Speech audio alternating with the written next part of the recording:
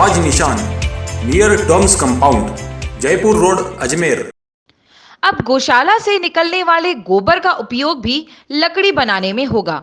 इस लकड़ी का उपयोग हवन पूजा सामग्री सहित अंतिम संस्कार आदि के कार्य में भी उपयोग हो सकेगा। यह मशीन झालावाड़ स्थित श्री कृष्ण गौशाला में लगाई गई है। ऐसे में हजारों पेड़ अंतिम संस्कार के लिए कटने से बच सकेंगे। वही गाय के गोबर को भी उपयोग में लिया जा सकेगा। इस लकड़ी से गौशाला को भी मिलने वाले रुपयों से गोवंश के पालन पोषण की सहयोग मिल सकेगा।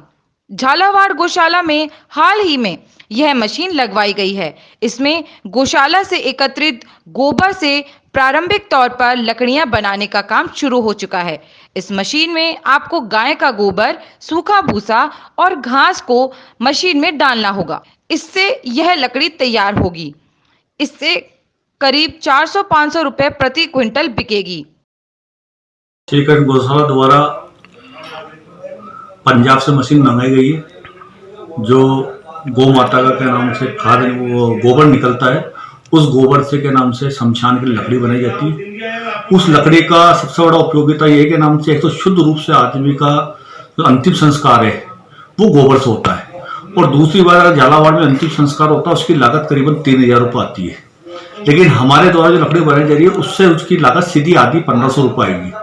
उससे एक तो के नाम से जो द्रव संस्कार होगा उसमें लोगों को मदद मिलेगी आर्थिक रूप से भी, और दूसरा के नाम से श्री कृष्ण गौशाला को भी आर्थिक रूप से उसकी वजह से मदद मिलेगी।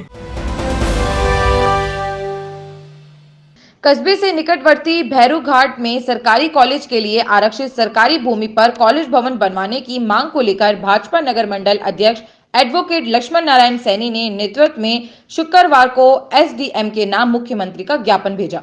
श्रीकांत महाराज ने बताया कि पिछली सरकार के कार्यकाल में सरकारी कॉलेज के लिए जगह आरक्षित हुई थी। अब कांग्रेस की सरकार ने उदयपुरवाटी में कॉलेज खोलने की घोषणा की है, जिसका भवन निर्माण भैरू घाट की आरक्षित सरकारी भूमि में किया जाए। 2017 में वसुंधरा राजे सिंधिया के कार्यकाल में घाट में भूमि अलॉटमेंट हुई थी कॉलेज के लिए, जिसमें बहुत से छात्र संगठनों ने भी मांग की थी। तो हमारी बात पर सरकार ने ये मांग उनकी मानी और भूमि चिन्हित करने के लिए डीएम साहब को, प्रशासनिक अधिकारियों को ये दिया था। इसी मांग के लिए हमने ज्ञापन दिया है कि घाट के अंदर कॉलेज खुलाई जाए। जमीन है तो फिर दर दर भटकने की क्या आवश्यकता है। किशोर राय पाटन सहकारी शुगर मिल से किसान समन्वय समिति के प्रतिनिधि नवीन श्रृंगरी ने बताया कि समिति सदस्य गिरिराज गौतम का अनशन तीसरे दिन भी जारी रहा। अनशन के तीसरे दिन गौतम की तबीयत ज्यादा बिगड़ रही है। उनका 5 किलो वजन कम हो गया है। उसके बावजूद शासन और प्रशासन की उदासीनता के कारण अभी तक ना तो कोई प्रशासनिक अधिकारी, ना कोई सरकार का प्रतिनिधि की तरफ से किसी तरीके की वार्ता का संदेश और मिली है। आक्रोशित आंदोलनकारियों ने बताया कि सरकार का इसी तरीके का रवैया रहा तो समिति के और लोग भी अनशन पर बैठ सकते हैं। गौतम का मेडिकल चेकअप करने आई टीम से गौतम ने किसी तरीके की जांच करवाने से इनकार कर दिया। गौतम ने बताया कि सरकार और प्रशासन को अगर किसानों और युवाओं की जान की कोई चिंता नहीं है और एक तरफ सरकार किसानों का हितैषी होने की बात करते हैं। हाड़ौती किसान यूनियन के महामंत्री दशरथ कुमार शर्मा ने कहा कि सरकार का किसानों के प्रति किसी तरह का उदासीन रवैया रहा तो उसका खामियाजा सरकार और प्रशासन दोनों को भुगतना पड़ेगा।